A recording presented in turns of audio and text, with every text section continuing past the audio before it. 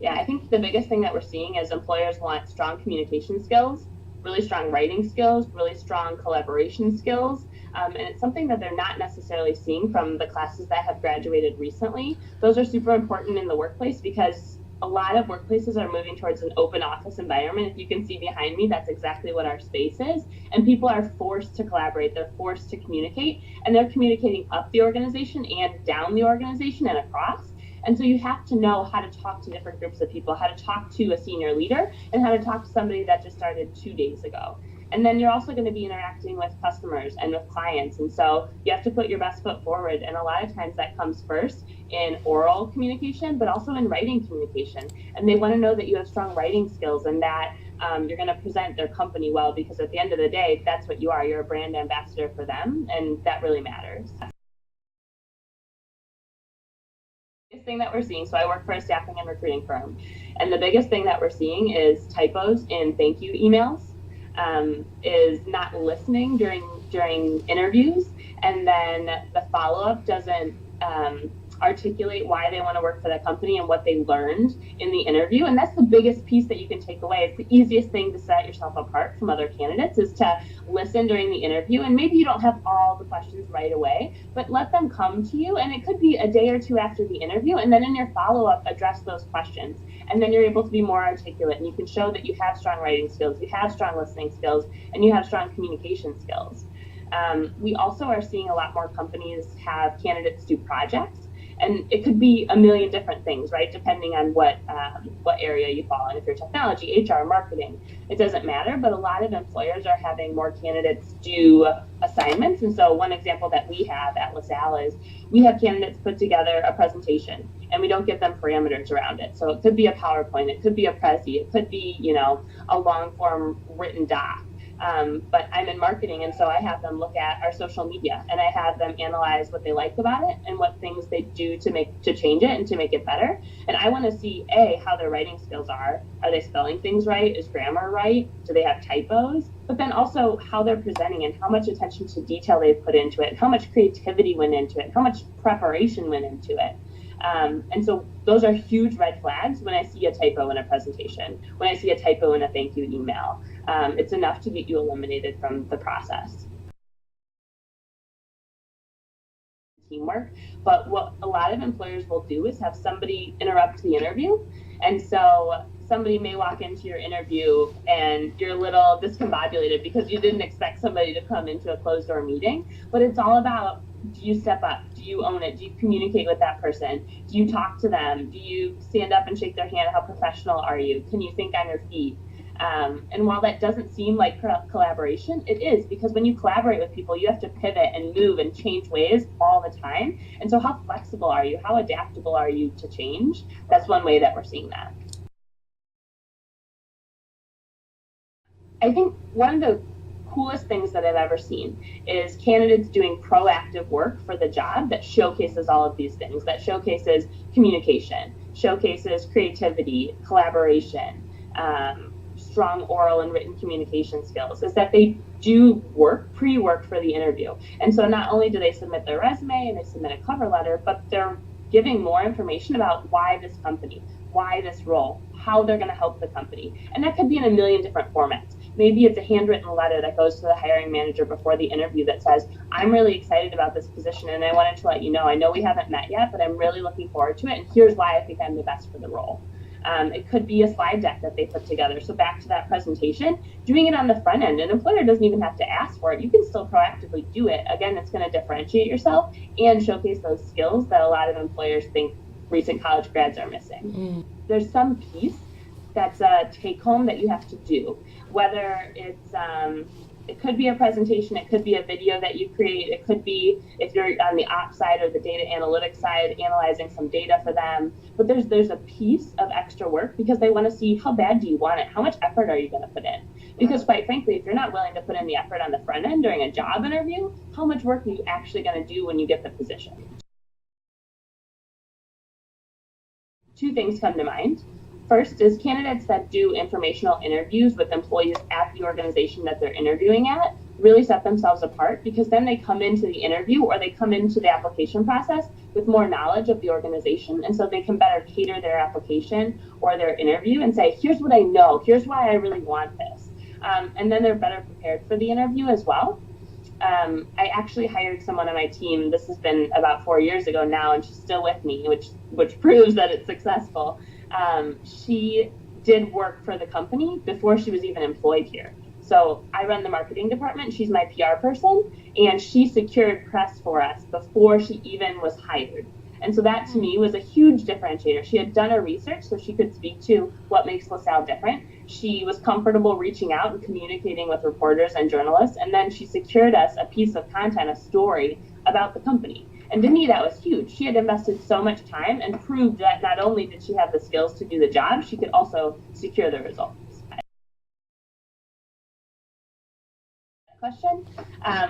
The first is, I know that interviewing can be nerve-wracking, but it's so important to try to keep those nerves at bay so that you can really be your true self in the interview. Because the worst candidate, who not necessarily is the worst on paper, is the person that gives one-word answers, that says yes and no, that can't elaborate because they're so nervous. It's paralyzing, right? So whatever you have to do, shake it out, stand up, yell, scream, doesn't matter before an interview. Do it so that you can really showcase your skills, because a lot of really great candidates have lost out on opportunities because they're so cut and dry in the interview and they can't elaborate because they're so nervous. I think the other piece is really strong follow-up. And so there's a lot of organizations that are going to test candidates throughout the interview process. And some of it is you might not hear back when they told you that you would hear back, right? So if somebody said you interviewed Tuesday, we're going to let you know on Thursday, and then you don't get a call, how proactive are you in that communication? Because sometimes that's a test. They want candidates who are aggressive, who are empowered, who want to follow up, who really want the job. And so sometimes it's seeing, will candidates actually follow up with me? Because that's a huge component of working, is making sure that you have follow-up and you're meeting deadlines. And if you don't hear from somebody, that you're going to be proactive and follow up. So it's not about your Microsoft Excel skills not being up to date or your SQL skills not being up to date. It's more about those soft skills, which seem kind of light and fluffy, and everybody's like, yeah, I'm a good communicator, or I'm a good writer, or I have empathy, or whatever it is. Those are the skills that employers and our clients are saying that candidates are lacking. They don't have self-perspective. They don't have empathy for coworkers. They really want to work on their time, on their schedule. And so those are things to really just be aware of as you enter the workforce is, how am I being perceived?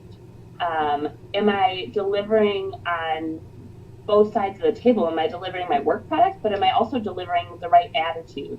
And it's knowing what you want in a company before you get into it, right? So not every company offers the same type of environment. So if you're a head down, I want to work all day type of person and I don't necessarily want to talk to people, look for that in the companies that you're interviewing with, because then most likely your soft skills will align with the soft skills of that company. But if you're super gregarious and bubbly and outgoing, you need to look for that in a culture, because that's where you're going to shine. And so I think sometimes it's just a misalignment of the company culture isn't right for the candidate, and the soft skills just aren't a match.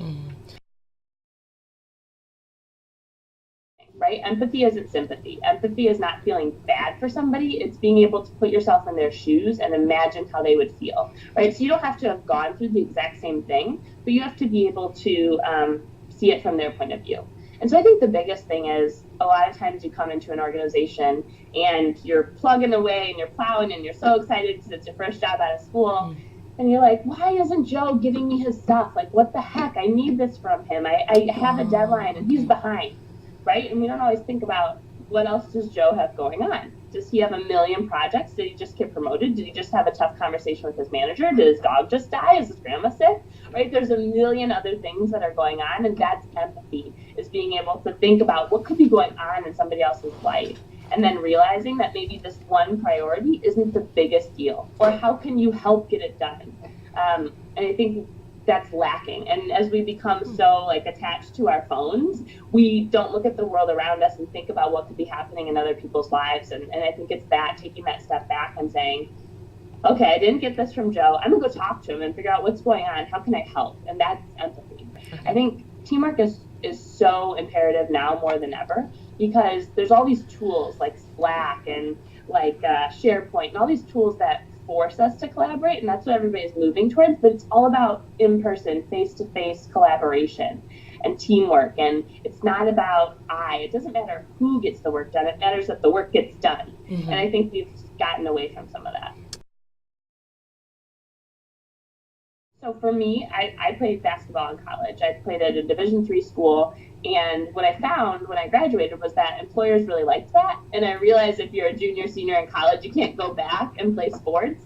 But thinking about even when you are entering college or midway through, what could add value to my resume? What could make me more influential or have more knowledge or get more involved or spread my network or whatever it is, thinking about it that way.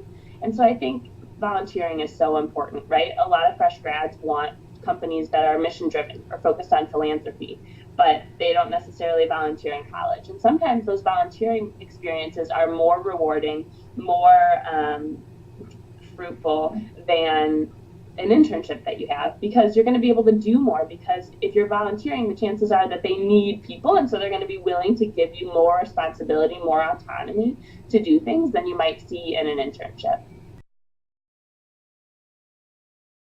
Yeah, so I went to Illinois Wesleyan University, which is a small liberal arts school down in Bloomington Normal, and I played basketball for all 4 years. I was a varsity player, and I was a member of the Alpha Gamma Delta sorority. So my first year, it was a lot, right? Trying to figure out the social setting and living with other people and playing a sport and being in a sorority, and so I didn't take on a job my first year. And I thought, like, my second year coming into school, I just thought, what a waste. Like, if I'm going to study all day and play basketball and see my friends, that's great, but like, how am I adding value? How am I expanding my skill set? How can I meet more people?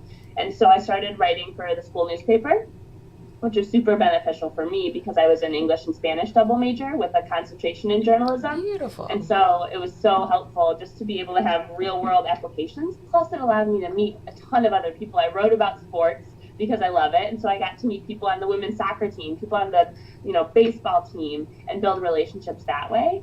I also started working, and so it's kind of funny, but my first job at college was as a janitor, and so I cleaned the library, and my parents still laugh about it to this day. And then I moved into working for the communications department at the university, and so I got to write stories about alumni and about things that I was passionate about. And then my junior year, I studied abroad in Granada, Spain, so in the south of Spain, and lived with the host family, and just like the most incredible experience that I've ever had. I came back my senior year and just like felt so exposed to the world and so just ready for the next step in my life. And so I started working at LaSalle actually right out of school.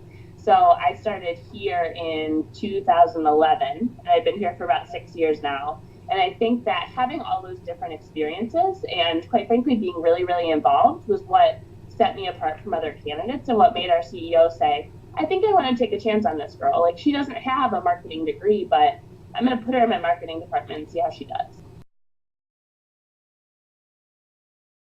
I think the biggest thing when an employer looks at internships is, what did you actually do, right? Was it a bullshit internship where you just got coffee and you filed and you were on social media all day, right? That's not what an employer wants to see from an internship. So if you're looking for internships, make sure you're screening them, that you're going to get out what you want to get out of them, because not all internships are good internships. And that means that you wasted, 3 months, 6 months, a year of your life doing something when you could have been doing something else that's going to put you further along. I think internships are super valuable because they can help you kind of shape, where do I want to work? What's the type of work that I want to do? Because, our environment here at LaSalle is completely different than a law firm and completely different than working in healthcare. And so having different experiences, like I remember I did an internship with a teacher because I thought with an English and Spanish major that maybe I'd go into education. And I was with a class of second graders teaching Spanish, and I was like, I could never do this. And quite frankly, that is so valuable in an internship, is finding out what you like, what you don't like, because then you're not going to get into a job your first year out of school that you don't like, because you've already kind of shaped and molded and figured out what you want, what you don't want. I think one of the things, too, that I haven't mentioned is actually that a lot of employers see value in college students that have worked for free. So sometimes internships don't pay you, and sometimes part-time positions don't pay you.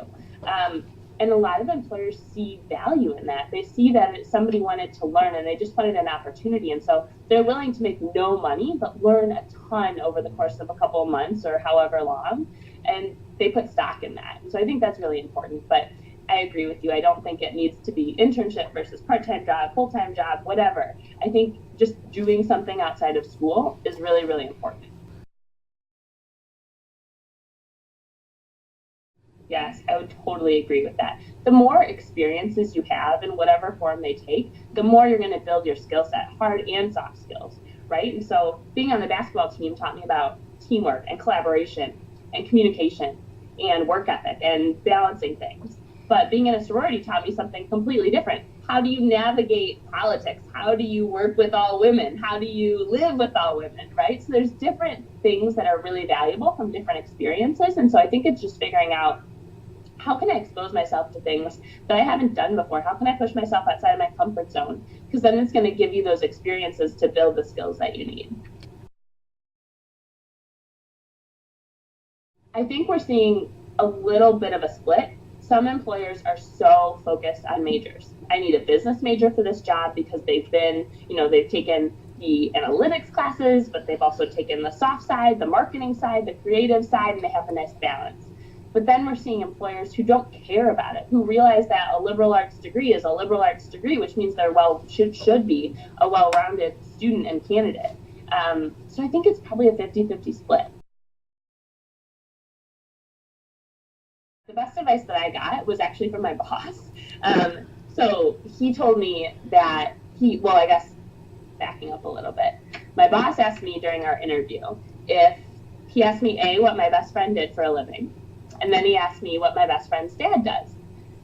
And I was like, that's really a kind of strange question. Is he trying to get me to know me on a personal level? Or, why are we talking about this? This isn't pertinent to me. What my best friend does has no reflection on what I want.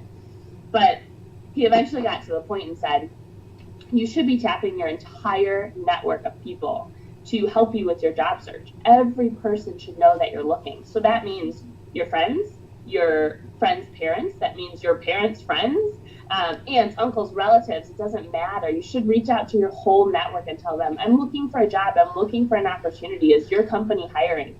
And just be open to hearing about things. I think that was such good advice and something that I definitely didn't do. I think the other thing too is not settling. So I think a lot of students, and I was in this boat when I graduated, I was like, I just want a job. I don't want to live at home. I want to be on my own. I want to be independent. And I'm really lucky looking back on it. I'm really fortunate that I didn't settle because I had a job offer and I had interviews and it wasn't exactly the right fit. And I think I knew it in my gut at that time, but it wasn't validated for me until I came and interviewed at LaSalle and I was like, this is home. This is where I fit. And so I think that's the biggest piece, is making sure that you're comfortable with the interviewer, right? It should be a two-way street. It should be a dialogue. It's not a monologue. They're not just asking you questions.